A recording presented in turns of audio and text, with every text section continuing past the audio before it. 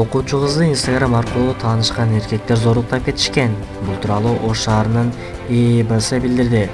Маалыматта жабырлануучу кыздын апасы милицияга кайрылып арыз жазган.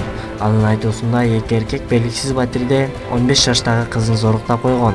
Шектөө делген эки эркек адамды тез эле милиция кызматкерлери каттап келишти. Алар 19 жаштагы КТ жана АК. Алар убактылуу камоочу жайга киргизилди. Булар кыз менен Instagram тармагы аркылуу таанышкан. Алар менен жолугууга кыз шаардын экинчи тарабынан барган, дейт ИИБнын басма сөз кызматы. Бишкек шаарынын мэринин милдетин аткаруучу болуп дайындалып жаткан Эрмек Нургазаев айылга кол көтөргөн окуя боюнча пикирин билдирди. Ал айыл курулуш компанияларынын биринин юристи болгон. Бишкекте кредит берген өзүнчө топ бар. Эгер төлөө мөөнөтүн бир аз кечиктирсе, үйүн алып коюп, ушул сыяктуу аламчылык менен алектенишет.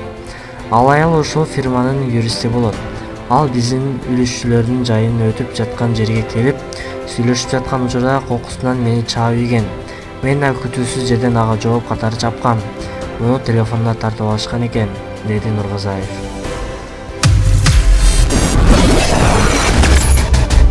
Кавасаки сыяктуу синдром Кыргызстандагы 15 балада да сыкталды. Бул тууралуу эне жана баланын коргоо улуттук борборунун директору Камчыбек Узакбаев жергиликтүү маалымат булактарына билдирди. Анын айтымында дагы 13 жашы жете элек балаларга диагноз коюлууда. Оорулуулардын абалы туруктуу. Айрымдары өтө оор болгон, бирок бүгүн алардын абалы жакшырды. Бейтаптардын жашы 2-ден 16 жашка чейин. Алар бизге республиканын бардык аймактарынан жөнөтүлөт, деди Камчыбек Узакбаев. Кавасаки сыяктуу синдром коронавируска кабылганда же катуу сезгени оорусунан кийин пайда болот.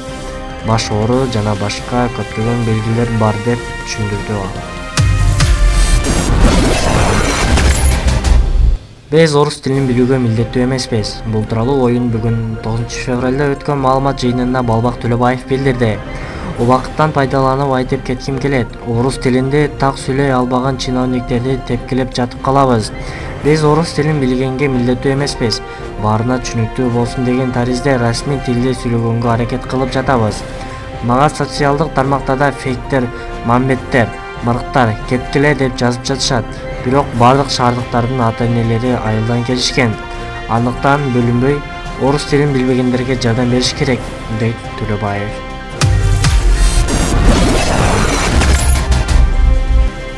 Бишкек шаарынын мэринин милдетин аткаруучу Балбак Төлөбаев ээлеген кызматтан кетти. Бул кызматка Эрмек Нургазаев дайындалды. Балбак Төлөбаев бул боюнча комментарий берген жок. Маалыматка ылайык, ага президенттин ишин башкаруу боюнча кызмат ордуну сунушталган. Ал эми мэринин милдетин аткаруучу болуп Эрмек Нургазаев дайындалган. Белгилей кетсек, Балбак Төлөбаев 100 күндүн ичинде жасаган ишинин отчетун берген. Эске сала кетсек, ал бул кызматка 27 октябрда даярдалган. Ал эми Эрмек Нургазаев болсо 2020-жылы парламенттик шайлоого Кыргызстан партиясы менен катышкан. Ошондой эле ага Альянс Курулуш Плюстун үлүшчүлөрү арызданышкан. Ал үлүшчүлөрдүн бирин жаакка чапканы менен дагы белгилүү.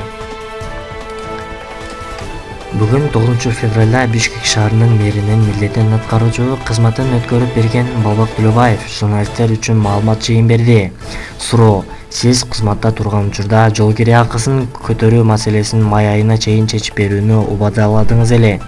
Аталган көйгөйдүн жыйынтыгы кандай болот? Жооп: мамлекет кантип өнүгөт?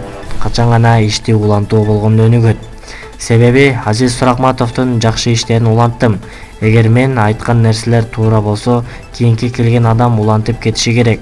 Ошондо өнүгүү болот. Эгер туура эмес ойлор, иштер болсо, аны аткарбай коюшу керек. Ошого чейин Бишкек шаарындагы бир адамдын дагы акысын жебегенге аракет кылдым. Бир адамдын акысы уктатпайт. Шаар бул организм, аны алып кетиш кыйын. Муну 3 жылдын ичинде араң түшүндүм. Баарыңарга ыраазычылык билдирем, деп сөзүн аяктады Балбак Төлөбаев.